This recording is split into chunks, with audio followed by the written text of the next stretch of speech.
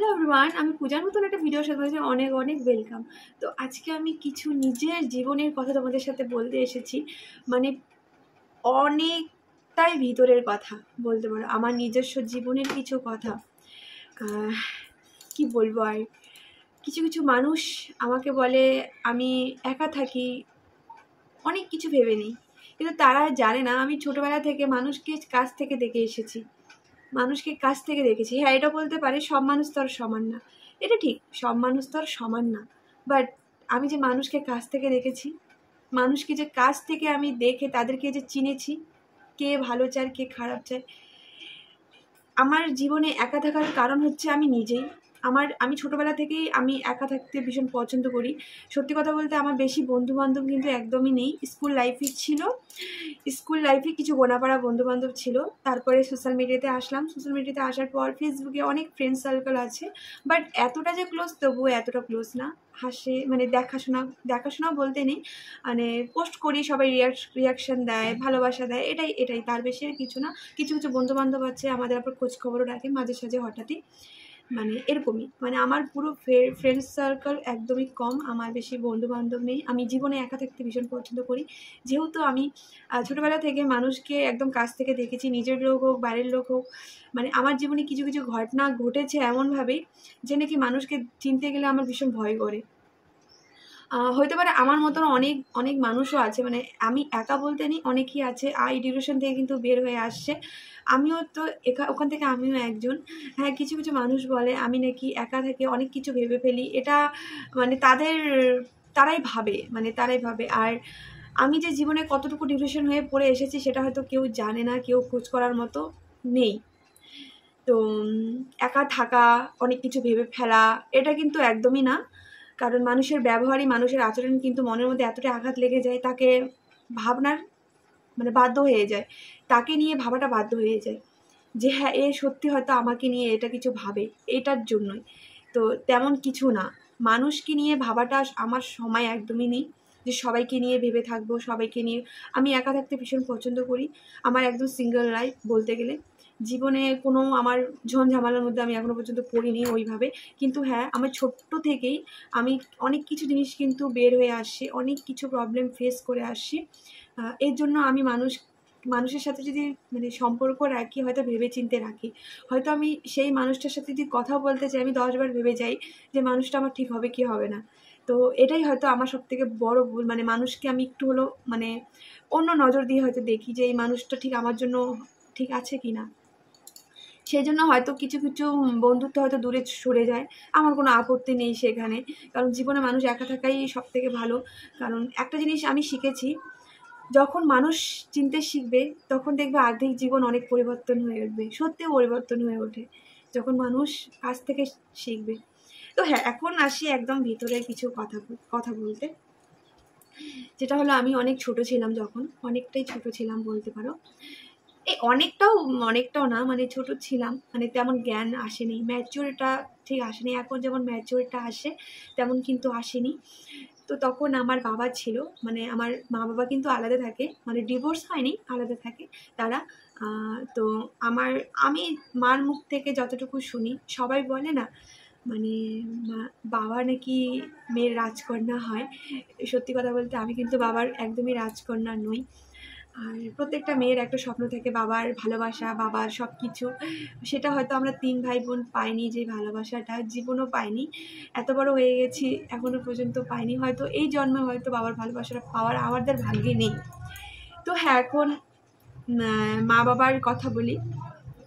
আমার বাবা যখন বাড়িতে থাকতো, অনেক ঝামেলা হয়েছিল স্বামী স্ত্রীর মধ্যে, সেটা হবে অনেক অনেক কিছু হয়েছিল, অনেক কিছু।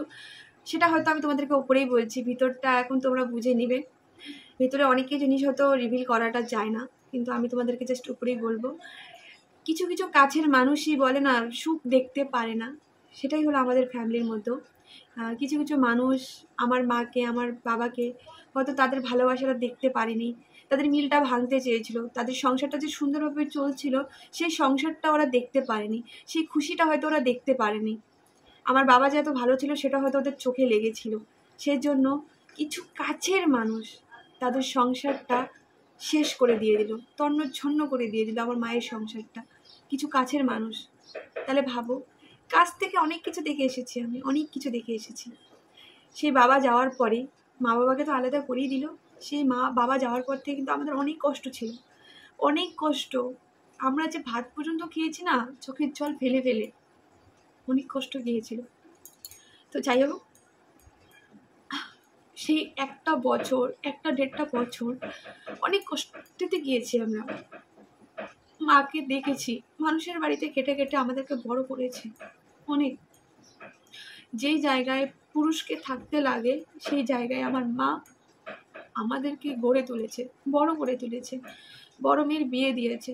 অনেক কষ্ট, কিন্তু এখনো পর্যন্ত কিন্তু মানুষকে চিনছি, এখনো পর্যন্ত চিনছি। কাছের মানুষই কিন্তু, আর কিছু আশেপাশে মানুষই কিন্তু মানুষকে বরবাদ করে ফেলে, সত্যি। এই যে এখন যে 2024-এ দাঁড়িয়ে যে বসে যে কথা বলছি, এখনো কিন্তু আমি কাছের মানুষকে দেখছি যে মানুষরা কিভাবে পেছন থেকে ছুরি ভুগছে। আমরা হতে পারি, ভালো হতে পারি না, মানে আমরা এতটা ভালো না যে আমি নিজেকে প্রমাণ করবো যে আমরা অনেক ভালো মানুষ। হতে পারে আমরা অনেক খারাপ মানুষ, কিন্তু মানুষকে আমরা অনেক কাছ থেকে দেখেছি। মানে একটা জিনিস কি বলতো, হয়তো আমি সাজিয়ে গুছিয়ে কথা বলতে পারছি না, ভগবানের ওখানেও কিন্তু শয়তান আছে, জীবনের শয়তান আছে, ভালো মানুষও আছে, আছে কিন্তু তেমনি মানুষের কিন্তু ভাগাভাগিও আছে, ভালো মানুষও আছে আর খারাপ মানুষও কিন্তু আছে জীবনে। তো তেমনি আমাদের জীবনের মধ্যে, আমার নিজের লাইফের মধ্যে আমি এমন এমন জিনিস দেখেছি, আমরা ওই ভিতর থেকে না বের হয়ে এসেছি। মানে অনেক প্রবলেম ফেস করেছি, অনেক প্রবলেম। আমি ছোটো থেকে না প্রচুর প্রবলেম ফেস করেছি। আমার বাবার অপারেশন, আমার বাবার খাদ্যনালী ফোটা হয়েছে, মানে অনেক অনেক অনেক প্রবলেম, মানে সেগুলো হয়তো ভাষায় প্রকাশ করতে পারবো না জীবনেও। এত এত প্রবলেম ফেস করে আমি জীবনে দাঁড়িয়ে আছি। হয়তো সেই জিনিসটা ওরা বুঝবে, কোনো জীবনও বুঝবে না। ওরা ভাবে সিঙ্গেল লাইফ, দিমাকে অনেক কিছু ঘোরাই, অনেক কিছু ভেবে ফেলি, পাশের জনকেও খারাপ বলি, কিন্তু তারা ভাবছে না যে আমি জীবন থেকে অনেক কিছু ধাক্কা খেয়ে এই জায়গায় পৌঁছেছি। সে যে বলছে তেও যে ভালো তুয়া তুলসীর পাতা, সেও না। সে অনেক কিছু জিনিস আমাকে নিয়ে ভেবেছে হয়তো, তার জন্য এই কথাটা বলেছে। আর আমি বলবো সেটা আমার দোষ না। কিছু কিছু মানুষ যে বলে অনেক কিছু ভেবে নেয়, কিন্তু আমি যে জীবনে এত কিছু দেখে ফেলেছি, তার কি? সেটা তো কোনোদিনও জীবনে তোমরা দেখো নি। যে জিনিসটা আমাকে নিয়ে যে বলছো, সেই তোমরা তো যে জিনিস জীবনের জন্য এই কষ্ট তোমরা তো দেখো নি, যেটা আমি দেখে এসেছি জীবনে। আজকে যদি আমার জায়গায় তোমরা যদি থাকতে না, হয়তো আমিটাই থাকতাম না। সত্যি, আমার জায়গায় যদি তোমরা থাকতে, আমিটাই থাকতাম না। আমি এমন এমন প্রবলেম ফেস করেছি জীবনে, সেটা হয়তো আমি উপরে বলতে পারলাম না, অনেক কিছু জিনিস হয়তো বলতে পারলাম না। আমার মনে হয় সেগুলো বলাটাও ঠিক নয়, সোশ্যাল মিডিয়াতে সেগুলো বলাটাও ঠিক নয়, এতটা ভিতরে যাওয়াটাও ঠিক নয়। কিন্তু যতটুকু আমার চোখে আর আমার কথাতে তোমরা বুঝতে পারবে, সত্যি কিন্তু আমি জীবন থেকে অনেক কষ্ট সহ্য করে এসেছি ছোটোবেলা থেকে, এখনো পর্যন্ত ফেস করছি। এখনো পর্যন্ত নিজের লোককে, বাইরের লোককে, অনেক অপমান, অনেক কিছু সহ্য করে এসেছি। তো এটাই বলবো, মানুষকে বলার আগে না মানুষের ভেতরটা একটু জানা দরকার, যে মানুষের ভেতরে কি কি হচ্ছে না হচ্ছে। আমি এখন মানুষকে কথা বলতেও ভয় পাই। পাশের জন যে আছে, যে যতই আমার সাথে পীড়িত লাগাক, যতই ভালো হোক, আমাকে খুব ভালোবাসুক, খুব, সেই মানুষটার প্রতিও কিন্তু কোনো সময় ডাউট পড়ে যায় যে সত্যি মানুষটা আমাকে ভালোবাসে। আর আমি বলতে পারি নিজের স্বামী, নিজের বাচ্চা ছাড়া জীবনে কেউ আপন না, কেউ আপন না। যে পাশের লোকই হোক বা নিজস্ব লোকই হোক, কেউ আপন না জীবনে। ভাই বোন, মা বাবা ছাড়া, আর স্বামী ছাড়া, নিজের সন্তান ছাড়া জীবনে কেউ আপন না। সবাই ধোঁকা, সবাই পেছনে বাস দাও। আজকে প্রয়োজন ফুরাইলো, চলে গেল, টাটা বাই বাই, এটাই, কিচ্ছু না। তো যাই হোক, মানে বেশি ইমোশনাল আমি তার জন্য হইনি, কারণ অনেক কিছু জিনিস বলি না, আমি ইমোশনাল হয়ে যাচ্ছি পুরো জিনিসটার মধ্যে, কারণ অনেক কিছু জিনিস ফেস করেছি বলে, সেই জন্য। যাই হোক, মানে তোমরা নেক্সট ভিডিও দেখতে চাও, অবশ্যই যদি তোমরা কিছু জানতে চাও, আমি ঠিক বলবো আমার নিজের লাইফের কথা। হয়তো আমি গুছিয়ে জিনিসটাকে বলতে পারলাম না, হয়তো সত্যি বলতে জীবনের সবারই প্রবলেম আছে, বাট আমার প্রবলেমটা একটু অন্যরকম। কিন্তু তো আমার মিশতে খুব ভয় করে মানুষের সাথে। এখন আমি এই ইউটিউবটাকে নিয়ে একটু এগোতে চাই সুন্দরভাবে। তোমরা একটু পাশে থেকো সবাই, এটাই কামনা করি।